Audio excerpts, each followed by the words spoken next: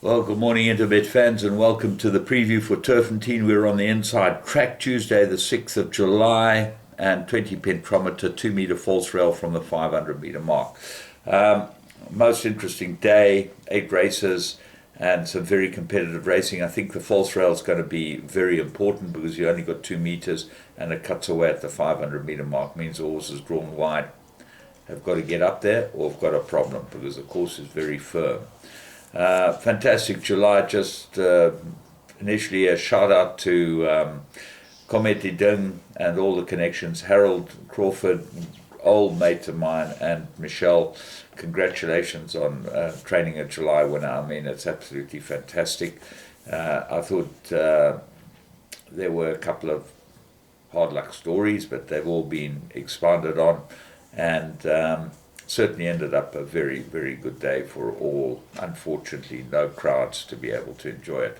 But we live in trying times and strange times. So let's have a look at what we can find today for you.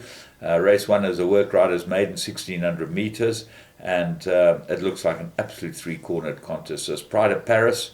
Candace Dawson's run a very fair first run, and should improve with Matsoli on it. Good rider. Then Stay the Course. I think this has got to be the right horse. Improved, needed his last run. First run was very good, and it looked like it was just underdone last time. And then Azure, a Blue Azure. Paul Peters runner well. He's got Nuspli, who's short in the bedding, but that's drawn 9. That's not going to help it. This one's drawn 8. That makes it a problem for it. And Arkan might be a big improver in the race with Mabaya on for the Decoct outfit. Race 2, Maiden Plate, 1200 meters, absolute two-horse race. The two-year-olds, Quantum King and Vegas High Rise, they look like they're the right two horses, and I think you've got to go with them in everything. It's very tough to pick between the two. There was money for Vegas High Rise, which does maybe give him the edge, although Quantum King was beaten by a stable companion, so probably completely underdone, knowing how the stable get their horses right. Lint's Legacy might be the big find of the race. Course and distance, not a bad. Its best form has been course and distance, and it certainly needed its last run. Gets Matiami on, who's certainly being able to boot them home. Race 3, Maiden Plate, 1200 meters. And here's another race where you've got to go with the young horses, although Velvet Jet might be the big improver, number 6 on the card for the Yonker stable. 2 fair runs. It gets Kamala as big jockey up because you can't even compare Dickon to Kamala. So this is a big up for the jockey Velvet Jet, and certainly would have more than an outside chance. What are the others? 7 Mystery to the 4 looks like the right horse on form, although well beaten first time out. Look for big improvement. And then the 2 first timers, Monashada, and then Twice as Wild. You don't know how good they are with Peyton's Pride. Look for money for that one too. Race 4, classified 1200.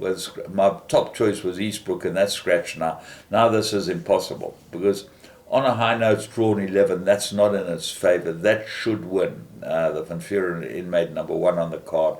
11 draw well. You get Gavin Larina, fresh off a Vodacom Derm July win. He certainly knows how to place them and get the best out of them. Should go well. The 2 1 from 1 course and distance, Makwaka's and Extrovert, are both big prices and could definitely go in a race like this because it's very, very thin, this race. Touch of Fate looks like an improver for the Binton outfit, well drawn at 4. So it's one of those races, if On a High Note doesn't win, you could have any one of the rest of the field winning. Race 5, Graduation 1450. Here I like Stone Cold. I think he's the right horse, and he's well drawn at 2, gets Muzi Yeni. Certainly should be very, very competitive. I've been with Tilly Angus, and I think he'll go very well. Number 1, he's a big price. And then Global Ash gets the blinkers as well. That should improve that one. The hot favourite's Bowie. On the strength of his 2 runs around the inside track, he's got to be the horse they've all got to beat. But it's not cut and dried. Even trying times on Foreign Field have some sort of chance. It's a tough race if Bowie doesn't win it. Race 6, Merry Rated 73, 1450. I'll make Now You See Me the top choice, number 2 on the card. 2 from 5 course and distance, got the right form, gets a good rider on it, well drawn at 2. Lots to like about Now You See Me, and in fact, I think it's almost a banker. So, what are the dangers? The dangers got to be Dog Travel number 3. Not a bad last run, it ran on. Vitus Bearing gets the blinkers that might improve it, and the Rose of Bakar, number 10 on the card. One is maiden easily and might be a big improver, but I really believe that Now You See Me should be a homer in this race. El Romanacci is your favorite. He gets a kilo penalty for his win last week. He's extremely competitive on the course and distance, but on collateral form and the way this race should work out, I would really like Now You See Me. Race 7, merit rated 89, they go 14.50. And here's another one that I think should win Kamalo again, Dark Tide, number 3. Blinkers on, I think that will make the difference. Got to be very hard to beat. The interesting horse is Ballon d'Or. I fancied him very strongly last time because I put the blinkers on him. And he ran second. He just got touched off. He ran a very good race. But he got a kilo penalty for running second. So that really does make a difference. It's not going to be in his favor, this type of race. Seaway, Southboy, and look for Wakas to run a good race. Wakas is always competitive, and certainly if he gets a soft lead, he could be very difficult to beat. Nordic Rebel also comes into the race with a chance for your trifectas and quartets.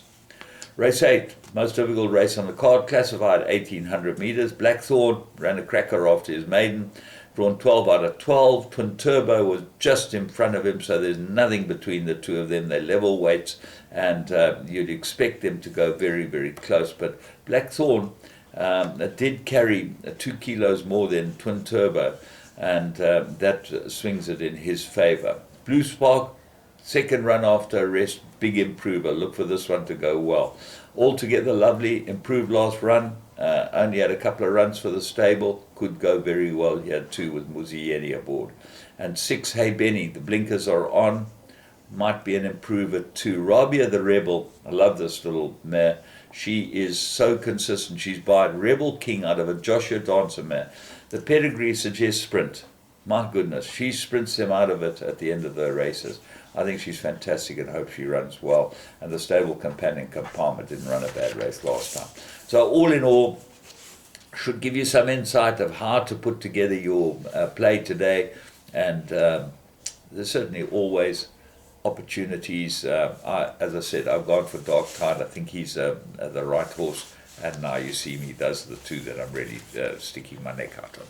From me, James Goodman, the whole Interbet team, remember, you can go and play Vegas games, which is what we're going to do, and get ready for another good day's racing. I'll be back with you later in the week.